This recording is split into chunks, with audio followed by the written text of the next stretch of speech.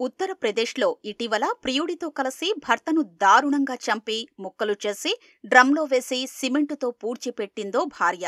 పెళ్లైన 2 వారాలకే 2 లక్షల రూపాయల సుపారీ ఇచ్చి ప్రియుడితో కలిసి భర్తను అంతమొందించింది మరో ఇల్లాలు. ఇంకో ఘటనలో కట్టుకున్న మొగుడికి విషమిచ్చి హత్య చేసింది ఓ అర్ధాంగి.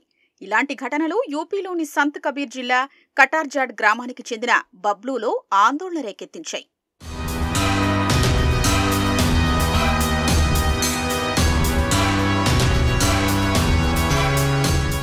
బబ్లూకు గోరఖ్పూర్కు చెందిన రాధికతో 2017లో వివాహం జరిగింది.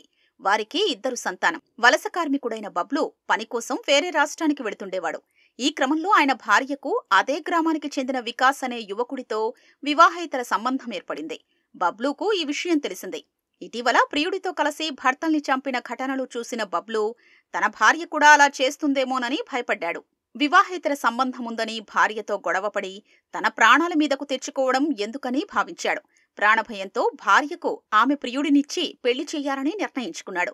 వివాహానికి ఇద్దరూ అంగీకరించడంతో గ్రామంలోని శివాలయం వద్ద పెద్దల సమక్షంలో తన భార్యకు మళ్లీ పెళ్లి చేశాడు. వారి వివాహాన్ని కోర్టులో నోటిఫై చేశాడు. అఫిడవిట్లో తానే సాక్షిగా సంతకం చేశాడు. 2 పిల్లల బాధ్యతను కూడా తానే స్వయంగా తీసుకున్నాడు.